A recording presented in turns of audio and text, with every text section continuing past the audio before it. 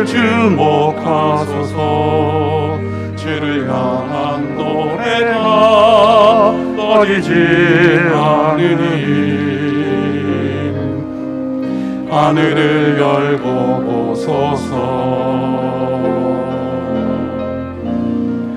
이곳에 임재하소서. 주님을 기다립니다. 기도의 향기가 하늘에 닿으니 주여 임재하여 주소서. 이곳에 오셔서 이곳에 앉으소서. 이곳에서 드리는 예배를 받으소서. 주님의 이름만이 오직 주의 이름만 이곳에 있습니다. 이곳에 오셔서 이곳에 앉으소서. 이곳에서 드리는 예배를 받으소서. 주님의 이름만이 오직 주의 이름만 이곳에 있습니다.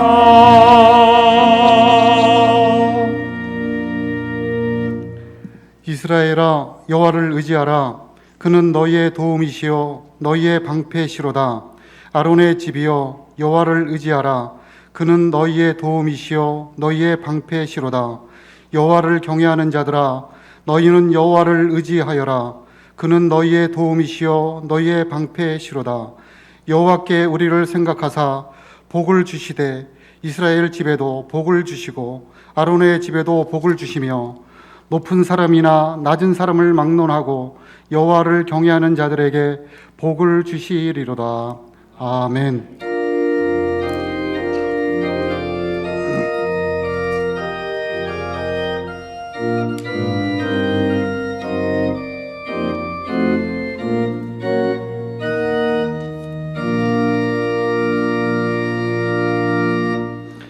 다 같이 찬송가 20장으로 하나님을 찬송하시겠습니다. 찬송가 20장을 부르시겠습니다.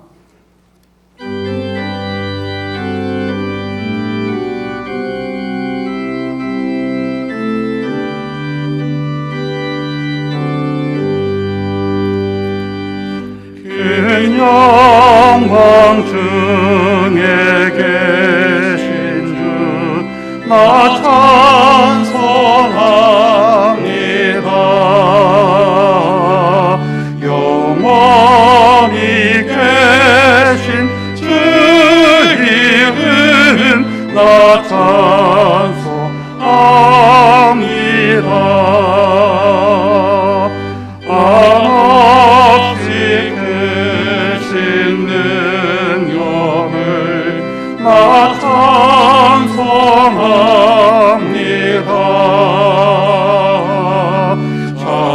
참되고 믿음 그 언약 나 찬송합니다.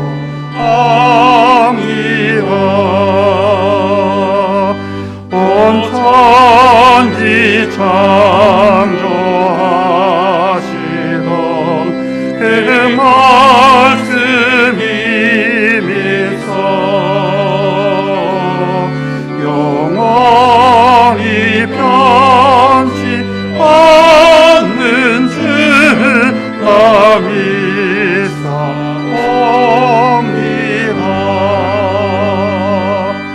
그 온유하신 증거 날 불러주시고 그 품에 주시니 나 찬송합니다.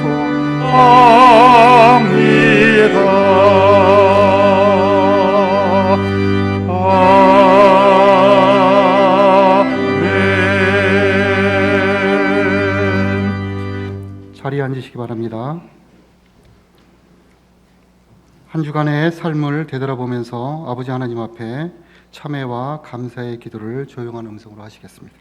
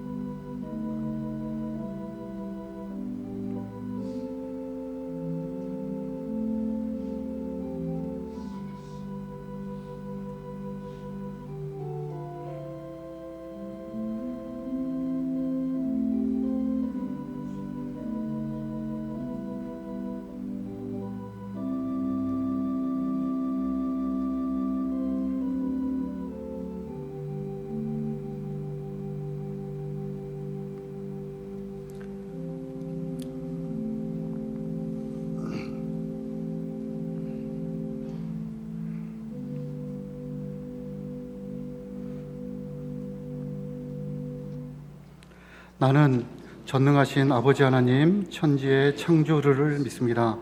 나는 그의 유일하신 아들 우리 주 예수 그리스도를 믿습니다.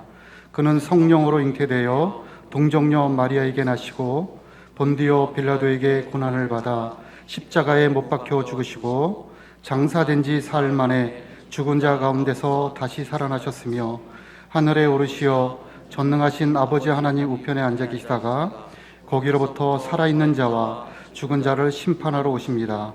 나는 성령을 믿으며 거룩한 공교회와 성도의 교제와 죄를 용서받는 것과 몸의 부활과 영생을 믿습니다. 아멘. 다시 찬송가 287장을 부르시겠습니다. 찬송가 287장 부르시겠습니다.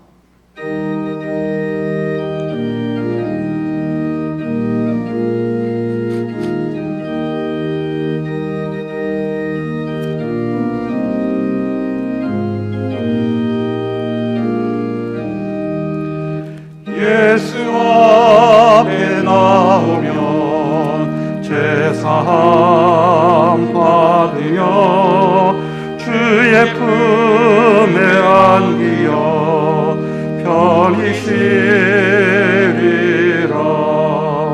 우리 주만 믿으면 모두 구원 얻으며 영생 복남 멸류관 확실히 받겠네.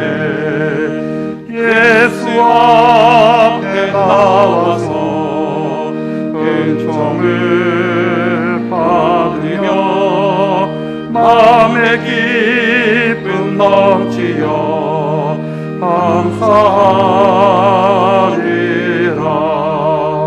우리 주만 믿으면 모두 구원 얻으며 영생 복남 멸류관 확실히 받겠네.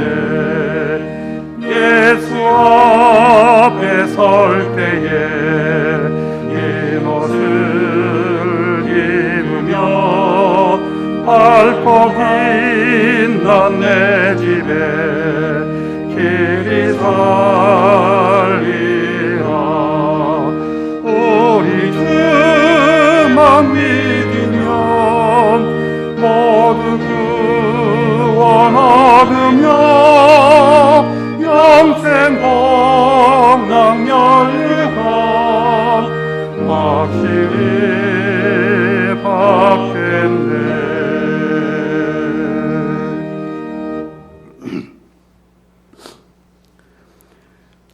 거룩하신 아버지 하나님, 우리를 하나님의 구원의 은총으로 구원해 주시고 아버지 하나님 앞에 이 시간 예배하게 하시니 참으로 감사드립니다. 이 시간 주님 이 자리에 임재하여 주셔서 우리로 하여금 하나님 나라를 보게 하시고 전능하신 하나님을 인격적으로 만나는 아름다운 예배가 되게 하여 주시옵소서. 지금 12월 첫 예배를 드리는 시점에 올 한 해를 되돌아봅니다.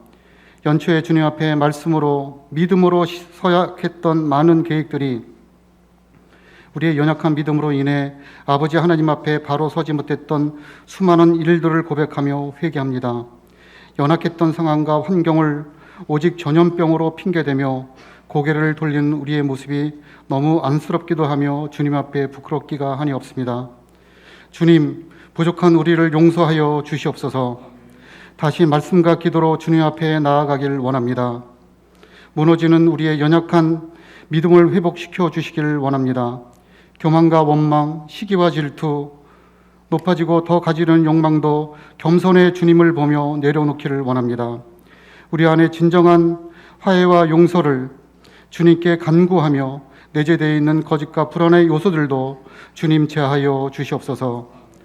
더욱더 창궐하는 전염병을 진정시켜 주시고 이 나라 전 세계에 하나님 아버지께서만 주실 수 있는 은혜와 사랑으로 온 땅이 새롭게 깨끗하게 하여 주시옵소서. 전염병으로 인해 성도님들의 마음과 삶을 뒤흔드는 고난 중에도 주님의 약속을 붙잡고 놓지 않게 하여 주시옵소서. 고통 속의 삶이 끊임없이 무력해지게 보여도 주님 십자가 승리를 이루신 것 같이 우리도 확신하며 오래 참고 견디며 더욱더 믿음으로 천국의 소망을 날마다 가지게 하시옵소서. 아버지 하나님, 올 한 해 저희 교회에 참으로 많은 신앙의 일꾼들이 하나님 천국에 데려가셨습니다. 많은 장로님들, 집사님들, 아버지 하나님, 많은 슬픔이 있었습니다. 그럼에도 오늘 권사님, 안수 집사님 공동회의 투표를 통해서 믿음의 선진들처럼 선하고 아름다운 거룩한 일꾼들을 뽑아주시기를 소망합니다. 새해 더욱더 하나님 앞에 쓰임받으실 주님의 진실한 일꾼들을 보내주시기를 소망합니다. 이 일로 하나님 나라가 확장되어 가며 거룩한 교회 공동체가 하나님 앞에 기쁨과 영광이 되게 하여 주시옵소서. 고마우신 아버지 하나님, 우리 교회를 사랑하시어 새로운 담임 목사님을 보내주셔서 참으로 감사드립니다. 이재성 목사님을 통해서 지나간 100년을 돌아보며 다시 하나님 앞에 쓰임받으실 100년을 놀라운 비전과 거룩한 하나님의 꿈들을 이루어 가실 일들을 주님 능력 있게 성령님의 도우심으로 맡겨주시기를 소원합니다. 온 성도님들이 이 일에 말씀과 사랑으로 하나 되게 하시고 목사님 하시는 사역에 기도로 날마다 도우시게 허락하여 주시옵소서. 교회가 담임 목사님과 하나님의 사역을 감당할 때에 날마다 기쁨과 은혜가 넘치게 하시고 행복해지며 주님 사랑으로 날마다 뜨겁게 변화되는 거룩한 교회 공동체가 되게 하여 주시옵소서. 이 시간도 말씀 전하실 때에 성령 하나님 붙들어 주시고 말씀을 통해 하나님 선하시고 거룩하신 능력들이 우리 안에 믿음으로 받아 날마다 새로운 거룩한 주님의 백성들 되게 하여 주시옵소서. 할렐루야. 찬양대원들이 하나님을 찬양합니다. 세상의 노래가 아니라 하나님을 기쁘시게 영광 올려 들리는 살아있는 놀라운 찬양이 되게 붙들어 주시옵소서. 예배 후에도 한 주간 세상 나가 살아갈 때에도 그리스도의 거룩한 백성 주님의 제자임을 자랑스러워하며 세상을 변화시키는 우리 모두가 되게 하여 주시옵소서. 감사드리며 이 모든 말씀을 예수 그리스도의 이름으로 기도드립니다. 아멘.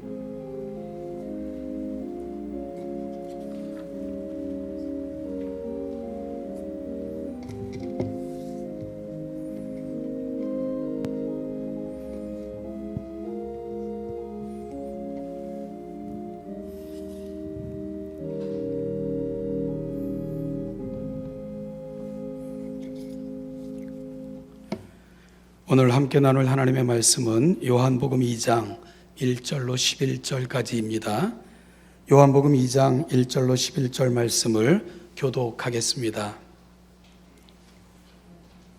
제가 먼저 1절을 읽겠습니다. 사흘째 되던 날 갈릴리 가나에 혼례가 있어 예수의 어머니도 거기 계시고 예수와 그 제자들도 혼례의 청함을 받았더니 포도주가 떨어진지라 예수의 어머니가 예수에게 이르되 저들에게 포도주가 없다 하니 예수께서 이르시되 여자여 나와 무슨 상관이 있나이까 내 때가 아직 이르지 아니하였도다.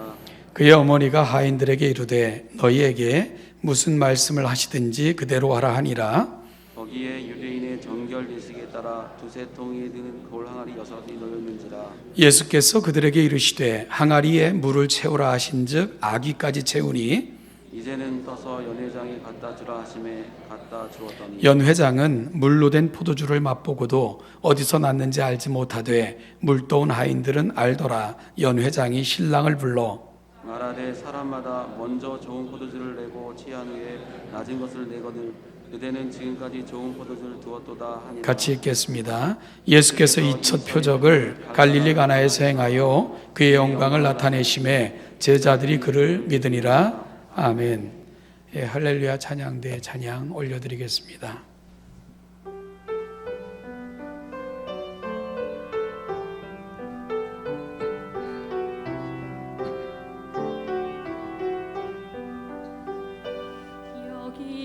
여기에 모인 우리 주의 은총 받은 자여라. 주께서 이 자리에 함께 계심을 아노라. 언제나 주님만을 찬양하며 나아가리니 시험을 당할 때도 함께 계심을 믿노라. 이 믿음 더욱 굳세라. 주가 지켜주신다. 어두운 밤에도 주의 밝은 빛 인도하여 주신다.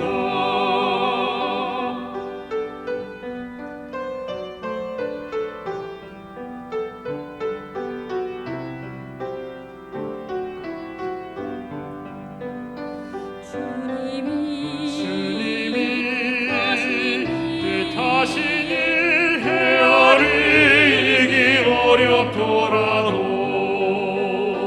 언제나 주 뜻 안에 내가 있음을 아노라. 사랑이 말씀들이 나를 더욱 새롭게 하니 때로는 넘어져도 최후 승리를 믿노라. 이 믿음 더욱 굳세라. 주가 지켜주신다. 어두운 밤에도 주의 밝은 빛 인도하여 주신다. 여기에 모인 우리 사랑받은 주의 자녀라. 주께서 뜻하신 바 우리 통해 펼치신다. 이 믿음 더욱 굳세라. 주가 지켜주신다. 어두운 밤에도 주의 밝은 빛 인도하여 주신다.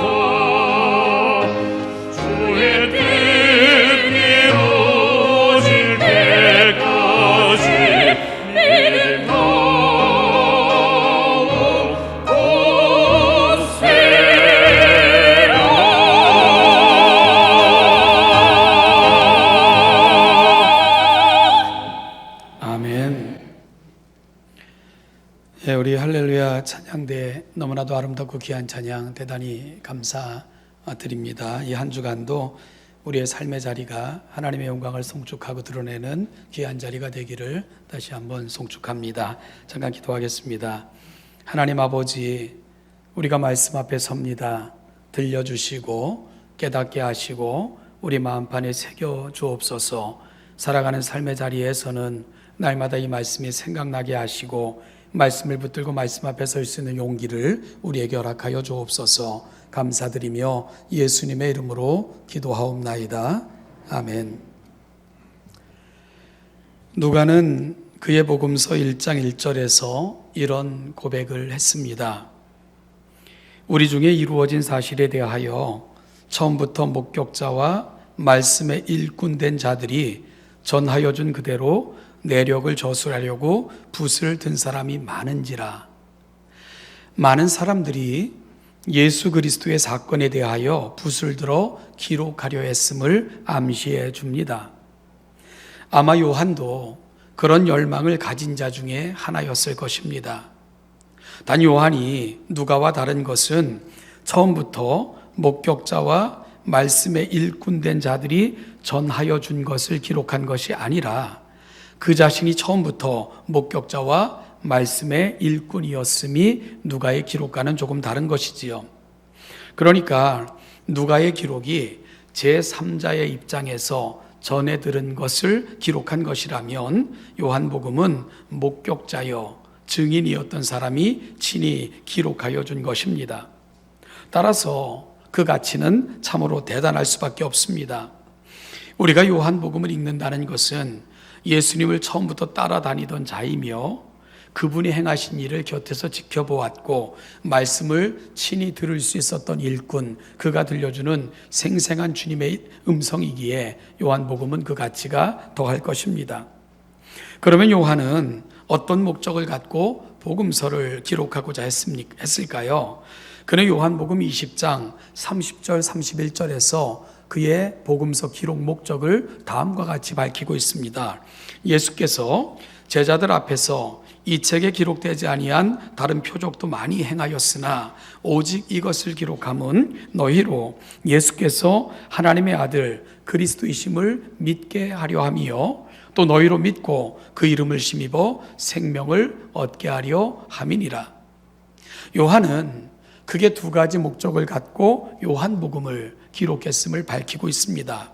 첫째는 그의 복음서를 읽는 자마다 예수가 누구신가를 분명하게 알게 하고자 했습니다. 둘째는 그의 이름을 믿고 그를 통하여 영원한 생명에 이루고자 얻게 하고자 했던 것, 이것이 바로 그의 복음서 기록 목적 두 번째입니다. 따라서 우리는 요한복음 어디를 읽든지 이와 같은 사실을 확인하게 됩니다. 오늘 본문도 이와 같은 요한이 친히 기록하고 친히 밝히고 있는 기록 목적을 통해 본문을 살펴보고자 합니다.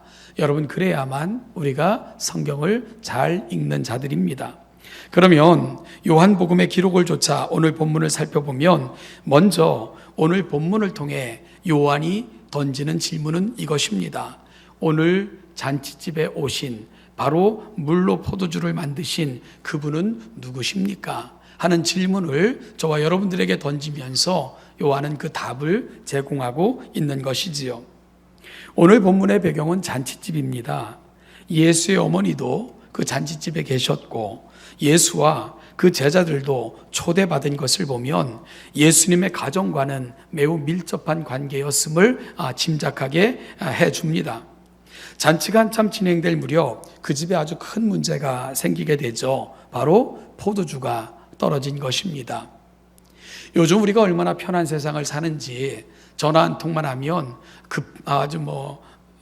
우리가 필요한 모든 것들을 아주 즉각적으로 집 문 앞까지 배달해주는 이런 시대를 우리가 살고 있습니다.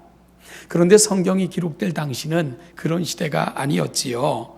당시는 1년에 쓸 필요한 것들을 1년의 계획을 조차 미리 준비하여 1년을 버텼던 그러한 시대가 성경이 기록되어질 당시의 상황입니다. 여러분, 따라서 포도주 같은 것 1년 동안 있을 집안의 행사를 계산하여 미리 진비해 놓았기 때문에 포도주가 떨어진다는 것, 이건 이만저만한 낭패가 아닐 수 없는 거죠. 그렇다고 다른 집에서 빌릴 수도 없었던 상황이 당시의 상황이었습니다. 또한 당시 포도주는 풍요로움과 충만함 그리고 기쁨을 상징하는 것이었기에 주인이 겪었던 낭패감은 이루 말할 수 없었을 것입니다. 여러분, 그런데 그 문제는 아주 갑작스럽게 해결이 되지 않습니까? 우리는 이미 익숙한 본문인지라 너무나도 분명하게 그 문제가 어떻게 해결되었는가를 알고 있습니다. 바로 예수님께서 그 집에 가셨기에 그로 말미암아 그 집에 다시 포도주가 넘쳐나게 되었던 것이지요. 예수님은 하인들에게 돌 항아리 6에 물을 길어 물이 가득하도록 부으라고 부탁하셨습니다. 하인들은 영문도 모른 채 땀을 뻘뻘 흘리면서 돌 항아리 6에 물을 가득 채웠습니다. 여러분, 여기까지도 황당한데 그 다음 예수님은 더욱더 황당한 요구를 하인들에게 하셨습니다. 그것은 그 물을 퍼다가 연회장, 즉 연회를 주관하는 사람에게 가져다 주라는 것이지요. 얘들아, 내가 포도주를 새로 만들었다, 맛보거라. 괜찮지? 이제 가져다 주거라. 이러기만 했어도 그 황당함은 덜했을 텐데 항아리에 물을 채우라. 그리고 채웠더니 그 물을 퍼다가 연회장에게 갖다 주라. 예수님은 그렇게 말씀하신 것입니다. 황당했지만 불난 집에 부채질 장난하냐고 정말 연회장에게 봉변 당할 수도 있는 상황이었지만 예수님의 어머니 마리아의 부탁도 있곤 해서 하인들은 예수님이 시키는 대로 순종했습니다. 그러자 연회장은 하인들이 가져다 준 포도주를 맛보고는 눈이 휘둥그레졌습니다. 조금 전까지만 해도 포도주가 떨어졌었는데 그래서 낭패감이 이만저만이 아니었는데 이게 도대체 어떻게 났는지 그는 비밀을 알 수 없는 세상에서 가장 맛 좋은 그런 포도주를 맛보고 있었기 때문입니다. 어쨌든 잔치집은 다시금 근심이 거치고요, 손님들은 그 출처를 알 수 없는 포도주를 맛보며 잔치는 흥겨롭게 마무리될 수 있었습니다.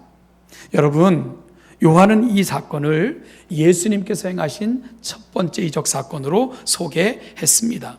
그러면 이 사건을 통해 요한이 던지고자 하는, 우리에게 전해주고자 하는 그 분명한 메시지가 뭡니까? 이런 질문을 하고 있는 거예요. 지금 잔치집에 오셔서 물로 포도주를 만드신 그분은 누구십니까? 이런 질문을 하고 있는 것이지요. 물로 포도주를 만드실 수 있는 분, 세상의 물질을 마음대로 그 성분과 성질을 바꿀 수 있는 분, 그분은 누구십니까? 하는 질문을 요한은 이 사건을 통해서 그 시대와 저와 여러분들에게 던지고 있는 것입니다. 여러분, 그분이 누구십니까? 요한은요, 이미 요한복음 1장 1절에서 이렇게 강력한 외침으로 그의 복음서를 시작했습니다. 태초에 말씀이 계시니라. 이 말씀이 하나님과 함께 계셨으니 이 말씀은 곧 하나님이시니라. 그리고 이어 아주 놀라운 선언을 14절에서 합니다. 말씀이 육신이 되어 우리 가운데 거하심에 우리가 그의 영광을 보니 아버지의 영광이요 은혜와 진리가 충만하더라. 말씀으로, 그리고 그 말씀으로 온 우주 만물을 지으신 그분이 우리 사이를 거니시는, 우리 가운데 장막을 치신 분으로 인간의 몸을 입고 우리 가운데 찾아오셨다는 것입니다. 그분은 온 우주 만물이 시작되던 태초에도 이미 계셨던 분이시고 모든 것이 그분을 인하여 지어졌고 생겨나게 되었음을 선포하고 있습니다. 세상에 존재하는 모든 만물의 주인이 바로 그분이십니다. 여러분, 그분은 자신이 지으신 모든 것의 주인이시죠. 그래서 그 모든 만물은 그분이 창조주임을 알기에 그분의 말씀에 순종하게 되는 것입니다. 오늘 물이 변하여 포도주가 되었다. 예수님은 물에게 포도주가 되라 명령하셔요. 그러자 물이 그 명령에 순종하는 것입니다. 왜 그렇죠? 바로 그 물의 주인이 예수 그리스도, 그분이시기 때문입니다. 그래서 그분의 피조물인 물은 창조주이신 그분의 명령 앞에 그 말씀에 그대로 순종하고 있는 것, 오늘 본문이 보여주고 있고 가고 있는 자리입니다. 저는 과거에 남산에 있는 한 교회를 섬길 때 그곳에 아주 엉뚱한 전도사님과 잠시 같이 사역했던 적이 있습니다. 어느 날 토요일 교회에 갔더니요, 그분이 열심히 항아리를 닦고 있었습니다. 뭐냐고 물으니까 그냥 웃으면서 내일 보시면 압니다 라고 대답을 했어요. 하도 엉뚱한 사람인지라 걱정도 됐지만 내일 안다니까 더 이상 참견할 수가 없었죠. 다음 날 유치부 교사들이 그가 했던 희한한 일에 대해서 말해 주었습니다. 유치부 학생들 앞에서 여러분, 제가 오늘 아주 놀라운 일을 행할 것입니다. 물이 변하여 포도주가 되게 할 것입니다. 그러더니 항아리에, 미리 닦았던 항아리에 물을 붓더래요. 생수를 붓더니 아이들에게 한 사람 한 사람 나와서 그 물을 마시라 라고 이렇게 요청을 했습니다. 그러자 아이들이 한 명씩 나와서 그가 부은 물을 마셨습니다. 그리고는 비명을 막 이렇게 소리를 지르기를, 우와, 포도주 맛이다. 우리 전도사님은 요술쟁이야. 그러면서 한바탕 난리가 났다는 거예요. 여러분, 비결이 뭘까요? 그 전도사님이 미리 항아리에 진한 포도주 원액을 부어 놓은 겁니다. 그리고 거기에다 생수를 부으니까 그 물이 포도주 맛이 나는 그렇게 바뀐 것이지요. 트릭을 쓴 거죠, 그죠? 여러분, 인간은 세상에 존재하는 것을 그 성질과 성향을 마음대로 바꿀 수 없습니다. 이렇게 교배에서 조금 특이한 성질의 것이 나오게 할 수는 있어도 근본적으로 바꿀 수 있는 능력이 인간에게는 없습니다. 사람들이 할 수 있는 것은 눈속임으로 여기까지는 할 수 있는 것 뿐이지요. 그러나 말씀으로 온 우주 만물을 창조하신 하나님, 그분이라면 그분이 창조하신 모든 것을 마음대로 바꾸실 수 있습니다. 바로 오늘 본문 사건을 통해 요한은 이 사실을 보여주고 싶은 거예요. 물이 그분의 말씀 앞에 순종했다. 그래서 그분의 명령대로 물이 포도주가 되었다. 어떻게 이런 일이 가능한가? 그분은 이 모든 것을 지으신 창조주이기 때문이야. 그래서 물조차도 창조주이신 그분의 명령 앞에는 순종하고 있는 거야. 바로 우리 가운데 찾아오신, 우리 사이에 건이신 사랑이 되신 예수 그리스도, 그분은 모든 만물을 지으신 창조주 하나님이셔 라는 것을 요한은 강력하게 선포하고 있는 것이지요. 사랑하는 여러분, 물로 포도주를 만드실 수 있는 분, 모든 만물이 그분의 명령 앞에 순종합니다. 그분이 바로 저와 여러분을 만나주시고 우리의 그리스도가 되어주신 예수 그리스도이십니다. 그분이 우리 인생 가운데 찾아오신다면 우리 인생의 어떤 면이 바뀌지 않는 것이 있을 수 있겠습니까? 여러분, 물로 포도주를 만드실 수 있는 그분이 우리 인생 가운데 찾아온다면 그분이 바꿔내실 수 없는 것은 없을 것입니다. 오늘 우리의 인생에 문제를 안고 혹은 해결되지 못할, 혹은 바뀔 필요가 있는 그런 많은 것들을 안고 이 자리에 나와 계시다면 예수 그리스도, 그분을 만나시는 복된 이 아침이 되시기를 주님의 이름으로 축복합니다. 그러면 물이 바뀌어 포도주가 된 것처럼 우리 인생의 문제들도 그분 안에서 아름답게, 가장 놀랍고 신비하게 바뀌는 경험을 여러분들도 하게 되실 것입니다. 그 은혜를 누리시기를 주님의 이름으로 축복합니다. 둘째로, 요한이 그의 복음서를 통해 확인해 주고 싶어 하는 것은 예수님이 우리 인생 가운데 찾아오시면 우리에게 어떤 일이 생기는가 하는 부분입니다. 결론적으로 그분이 우리 삶에 찾아오시면 생명의 역사가 시작이 됩니다. 요한복음과 요한이 기록한 다른 성경들을 읽어보면 요한은 매우 세심한 성품의 소유자였던 것을 알게 됩니다. 오늘 복음서를 읽고 있어도 이러한 그의 성격을 가늠할 수 있는데요, 오늘 본문에서도 이런 성격을 엿볼 수 있는 부분들이 있습니다. 요한은 초대받아 간 집에 들어갈 때 방문하는 손님들의 손이나 발을 씻는 데 사용하는 그 물을 담아놓는 항아리, 그래서 결례에 쓰는 항아리라고 표현하고 있는데요, 그 항아리의 숫자가 몇 개인지를 명료하게 기록하고 있습니다. 그런가 하면은 의례 사람들은 저 항아리는 손님들의 결례에 사용되는 항아리이기 때문에 물이 가득 넘치겠거니 생각하고 쉽게 지나갈 수 있지만 그 항아리가 비어있는 것조차도 요한은 그냥 지나치지 않았습니다.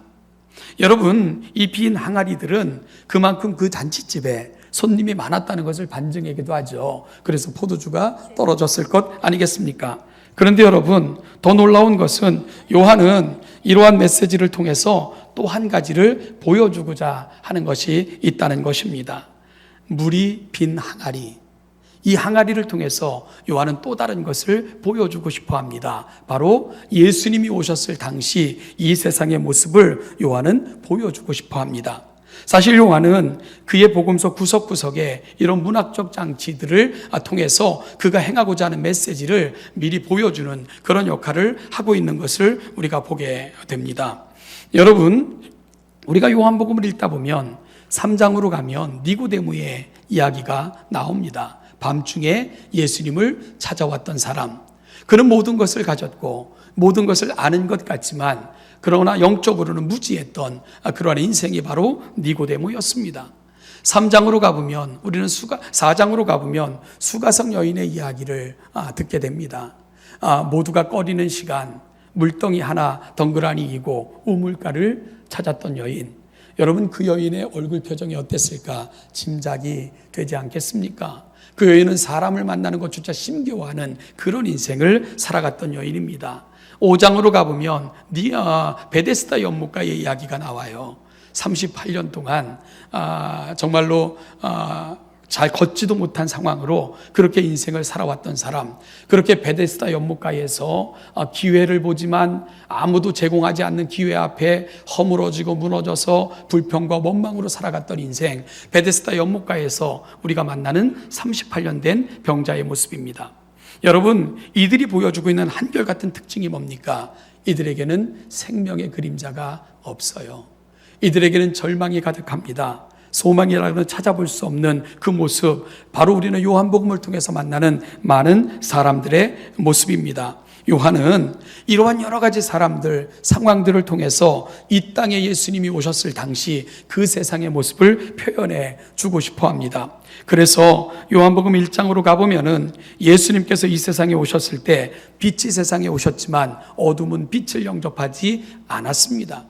빛이 어둠에 비추었지만 그러나 사람들은 빛을 주목하지 않았습니다. 오히려 빛을 외면했고요. 그리고 빛을 떠나 오히려 더 어둠 속으로 들어갔던 상황, 예수님이 오셨을 당시 세상의 모습이었습니다.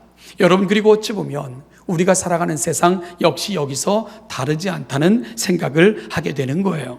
그런데 귀한 것은 예수님께서 바로 이러한 삶의 자리마다 찾아가셨다는 것입니다. 그러자 비어있던 항아리에는 물이 차기 시작을 했고요. 밤에 왔던 손님인 니고데모는 하늘의 신령한 지식을 얻고 돌아가는 사람이 됐고요. 그리고 물동을 이고 사람의 눈을 피해 정말 우물가를 찾았던 여인은 물동이를 버려둔 채 새로운 그 속에 거듭나는 생명의 역사를 안고 돌아갈 수 있었고요.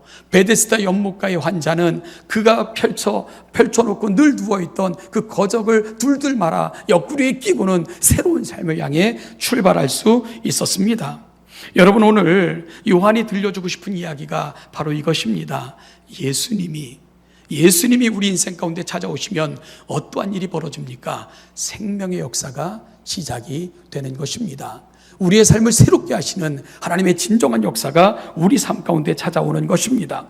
그래서 정말로 하인들이 이 포도주를 연회를 주관하는 연회장에게 갖다 줬을 때 그 포도주를 연회장이 맛봅니다. 그리고는 연회장이 어떤 고백을 쏟아냅니까? 여러분, 깜짝 놀랐어요. 그래서 급하게 신랑을 찾아 뛰어갑니다. 그리고 신랑에게 이런 이야기를 해요. 사람마다 먼저 좋은 포도주를 내고 취한 후에 낮은 것을 내거늘 그대는 지금까지 좋은 포도주를 두었도다.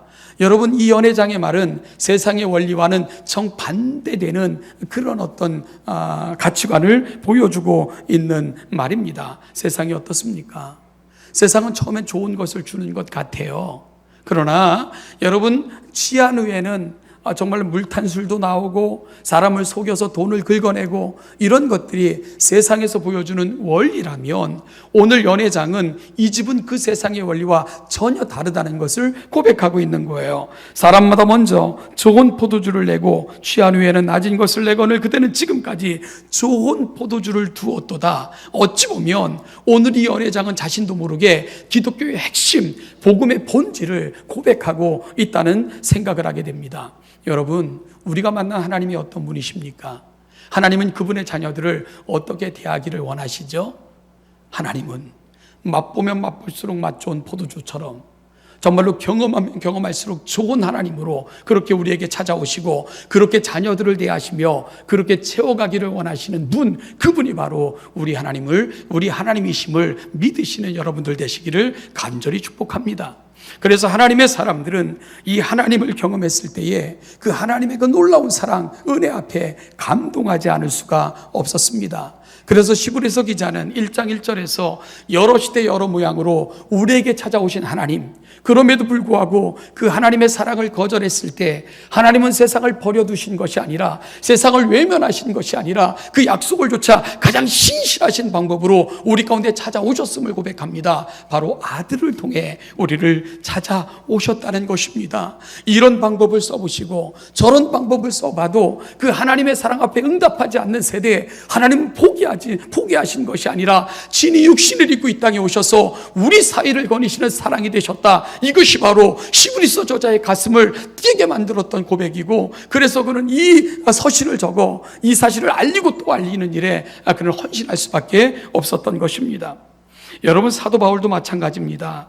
이 사랑을 경험했을 때 사도 바울은 이렇게 외칠 수밖에 없었잖아요. 로마서 8장 31절 35절을 보면 그런즉 이 일에 대하여 우리가 무슨 말하리요? 만일 하나님이 우리를 위하시면 누가 우리를 대적하리요? 자기 아들을 아끼지 아니하시고 우리 모든 사람을 위하여 내주시니가 어찌 그 아들과 함께 모든 것을 우리에게 주시지 아니하겠느냐? 누가 능히 하나님께서 택하신 자들을 고발하리요? 의롭다 하신 이는 하나님이시니 누가 정죄하리요? 죽으실 뿐 아니라 다시 살아나신 이는 그리스도 예수시니 그는 하나님 우편에 계신 자여 우리를 위하여 간구하시는 자시니라. 누가 우리를 그리스도의 사랑에서 끊으리요? 환난이나 곤고나 박해나 기금이나 적신이나 위험이나 칼이랴. 사도 바울은 이 하나님의 사랑을 경험했을 때에 이 하나님으로부터 끊을 수 있는 것 아무것도 없다는 것을 고백하고 있습니다. 아들을 아끼지 않고 우리에게 주신 하나님이시라면 더 좋은 것을 남겨두시고 우리에게 주시지 않는 그런 하나님이 아니시라는 것을 분명히 확신하며 이 거룩하고 아름다운 감동을 쏟아내고 있는 것입니다. 사랑하는 동천교회 교우 여러분, 저는 우리 동천교회 모든 성도님들이 이 예수님을 만나시기를 주님의 이름으로 축복합니다. 오늘 장로님께서 기도하신 것처럼 인격적으로 이 예수님의 은혜 앞으로 나아가 그 예수님을 만나심으로 그분이 채워가시는 이 엄청난 은혜 가운데 은혜를 누리고 살아가시는 아름다운 성도들 되시기를 간절히 축복합니다. 저는 동천교회의 부르심을 받고 지난주 화요일부터 시무를 시작을 했습니다. 그리고 오늘 저는 첫 주일 우리 동천교회 성도님들을 만나고 있습니다. 저희 가족도 저 앞에 맨 앞에 앉아 있는데요. 저는 우리 사랑하는 동천교회가 정말 이 하나님의 은혜, 하나님이 우리 가운데 주시는 소망, 그 마음들을 가득 담아 이 은혜를 누리고 살아가는 아름다운 교회로 하나님 앞에 세워지기를 간절히 소망합니다. 그래서 이 일에 최선을 다할 것이고, 그리고 우리 사랑하는 성도님들도 이 하나님으로 말미암아 우리의 일상의 삶의 자리마다 넘쳐나는 새로운 포도주와 같은 기쁨과 감사와 감격을 경험하는 아름다운 성도들 되시기를 주님의 이름으로 축복합니다. 그래서 오늘 본문을 통해 말씀을 마무리 짓고자 합니다. 오늘 요한이 본문 사건을 마무리하면서 결론적으로 마무리한 내용이 있습니다. 연 회장은 물로 된 포도주를 맛보고도 어디서 났는지 알지 못하되 물떠온 하인들은 알더라. 여러분, 누가 이 은혜에 참여할 수 있죠? 이 포도주의 신비한 비밀 누구만 알 수 있다고 요한은 알려주고 있습니까? 물떠온 하인들입니다. 잔치집의 주인공은 신랑이지만 신랑도 몰라요. 이 모든 잔치를 주관하는 연회장도 이 포도주의 신비를 모릅니다. 단지 예수님의 말씀이기에 어머니의 부탁도 있고 해서 무조건 순종했던 하인들, 그들만 알았노라고 요한은 기록하여 전하고 있는 것이지요. 그렇다면 누가 이 하나님의 은혜 앞에 이 은혜를 누리는 인생들로 설 수 있습니까? 하나님의 말씀을 붙들고 그 말씀 앞에 순종하며 그 말씀 앞에 내 자신의 인격을 드리는 사람들, 이들만 경험할 수 있는 특별한 은혜, 바로 하나님의 은혜라는 것을 요한은 기록하여 전해주고 있는 것입니다. 헐버트라는 신학자가 이런 고백을 했습니다. 하나님, 나를 의복처럼 입으십시오. 나를 의복처럼 입으십시오. 여러분 모두는 옷을 입고 오셨습니다. 여러분들이 입어줬으니까 여러분들이 걸치고 있는 이 옷이 폼도 생기는 거고 모양도 생기는 거고 멋도 생긴 것 아니겠습니까? 여러분들께서 이 옷에서 빠져나가 보십시오. 그러면 옷은 허물허물 바닥에 이렇게 내팽개친 채 헝클어지고 말 것입니다. 여러분, 몸이 빠져나가면 그 옷이 아무리 명품이라도 그저 방바닥에 널브러진 1000조각 이상 이하도 아닐 거예요. 우리가 입어주니까 이 옷의 모양이 생긴 거고 폼이 생긴 거고 멋이 생긴 것 아니겠습니까? 헐버트의 고백이 뭡니까? 하나님, 나는 무능합니다. 나는 아무것도 할 수 없는 미련한 존재이지만 주님이 나를 입으시면, 주님이 나를 의복처럼 입으시면 내 인생의 폼도 생기고 내 인생의 멋도 생기고 내 인생의 기쁨도 생기고 내 인생의 의미도 생길 줄로 분명히 믿습니다. 그러니 주님, 오늘 나를 의복처럼 입으시고 내 인생을 인도하여 주시옵소서 하는 강렬한 고백, 바로 헐버트가 올려드리고 있는 고백입니다. 주님과 동행하는 인생, 주님과 함께하는 인생, 주님이 붙드시는 인생, 주님이 인도하시는 인생, 그 인생이 얼마나 행복하고 감격스러운가를 헐버트는 알고 있었던 것입니다. 사랑하는 여러분, 물떠온 하인들은 알더라. 누가 이 은혜에 참여할 수 있습니까? 오늘 말씀을 붙드십시오. 예수님과 동행하십시오. 그 주님을 주인 삼고 주님이 원하시고 기뻐하시는 삶을 살고자 결단하시며 이전을 떠나 여러분들의 삶의 자리로 돌아가시는 복된 성도들 되시기를 축복합니다. 그러면 맛보면 맛볼수록 맛 좋은 포도주처럼 우리 인생 가운데 함께 하시고 그 은혜를 부어주시길 원하시는 하나님의 은혜가 여러분들의 인생 가운데도 넘쳐날 줄로 분명히 믿습니다. 오늘 이 은혜를 누리고 살아가시는 우리 동천교회 귀한 성도들 되시기를 주님의 이름으로 축복합니다. 기도하겠습니다. 하나님 아버지, 은혜와 사랑을 감사합니다. 오늘 여기까지 우리 인생들을 인도하시고 오늘 여기까지 부르셔서 하나님의 거룩한 자들로 인도하셔서 이 자리에 앉게 하셨음에 감사와 찬송과 영광을 올려드립니다. 하나님을 아버지라 부르는 거룩한 자들, 그 아버지께서는 아들을 이 땅에 보내시기까지 우리를 사랑하신 하나님이십니다. 그 하나님께서 우리를 가장 귀한 자들로 존귀하게 여기시며 가장 좋은 것들로 채워주시길 원하시는 우리 아버지이심을 확신하며 그 말씀을 붙들고 말씀 앞에 순종하며 예수님과 동행하기를 다짐하며 이전을 떠나는 우리 동천교회 모든 성도들이 되게 하여 주시옵소서. 감사드리며 예수님의 이름으로 기도하옵나이다. 아멘. 찬송하겠습니다. 같이 일어나셔서 288장을 합송하시겠습니다.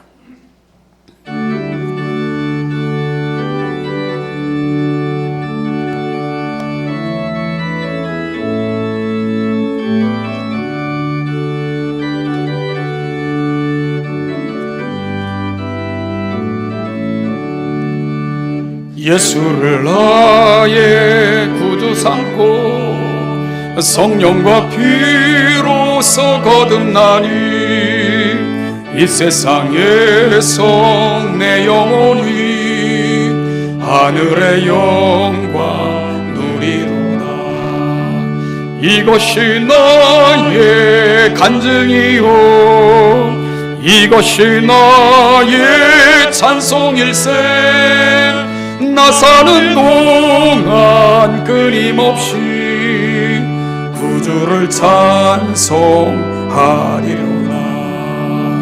온전히 주께 맡긴 내 영 사랑의 음성을 듣는 중에 천사들 왕래하는 것과 하늘의 영광 보리로다. 이것이 나의 간증이요 이것이 나의 찬송일세. 나 사는 동안 끊임없이 구주를 찬송하리로다. 주 안의 기쁨 누림으로 마음의 풍랑이 잔잔하니 세상과 나는 간 곳 없고 구속한 주만 보이도다. 이것이 나의 간증이요 이것이 나의 찬송일생 나 사는 동안 끊임없이 구주를 찬송하리로다.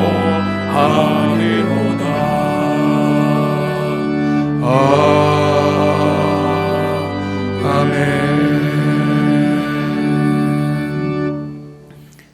지금은 우리 주 예수 그리스도의 은혜와 아버지 하나님의 무한하신 사랑하심과 성령의 인도교통 충만케 하심이 하늘의 은혜를 알고 그 은혜를 누리는 자들이 되어 이 땅의 기쁨이 되고 감사가 되고 감격이 되기를 소원하며 이 자리에 있는 우리 동천교회 모든 사랑하는 성도들과 그들의 가정과 그들의 자녀 이들이 살아가는 모든 삶의 자리마다 이 은총과 이 은혜가 이제부터 영원까지 그 영원까지 함께 하시기를 축원하옵나이다.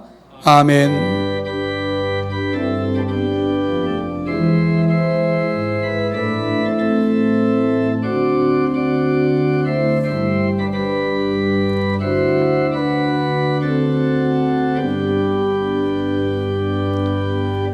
자리에 앉으시기 바랍니다. 교회 소식을 잠깐 전하겠습니다. 말씀드린 것처럼 12월 1일자로 제가 동천교회 부임해서 사역을 시작을 했습니다. 사랑하는 동천교회가 든든히 세워져 가는 일에 최선을 다하겠습니다. 많이 기도와 협조를 부탁드립니다. 오늘 이 예배 후에 안수집사 권사 각 5인 선출을 위한 2차 공동의회를 개최하겠습니다. 그리고 또한 1, 2, 3부 예배에 참석하지 못하신 분들을 위해 2시까지 2층, 이 본당 2층과 교육관 1층에 각각 투표소를 또 별도로 설치해 놓겠습니다. 자유롭게 투표에 참여해 주시기를 부탁드리겠습니다. 여러분들에게는 청지기 지원서가 배부가 됐습니다. 주신 달란트를 조차 봉사하기를 원하시는 분들의 많은 참여를 부탁드리고요. 또한 교회 요람을 제작 중에 있습니다. 혹시 사진을 바꾸길 원하시는 분들이나 주소나 전화번호가 바뀌신 분들은 꼭 교회로 연락해 주시기를 부탁드리겠습니다. 주부에 보면 동천교회가 진행하는 그 예배의 안내가 자세하게 기록되어져 있습니다.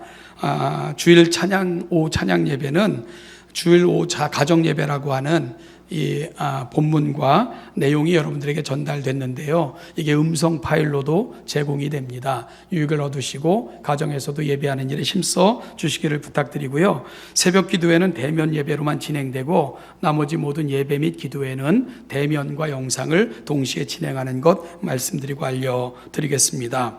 어렵고 힘든 가운데서도 익숙하지 않아도요, 온라인으로 헌금해 주시며 각 방면에서 수고해 주시는 모든 분들께 감사의 말씀을 전합니다. 교회 소식 9번에 보면 온라인으로 헌금하실 때 이렇게 해주세요 하는 안내가 되어 있습니다. 참조하시고 그렇게 해주시기를 부탁드리겠습니다. 저희 동천교회에서는 우리가 그 새벽 기도회뿐만이 아니라 전교인들이 신앙의 유익으로 삼고자 진행하고 있는 큐티 교재를 바꾸기로 결정을 했습니다.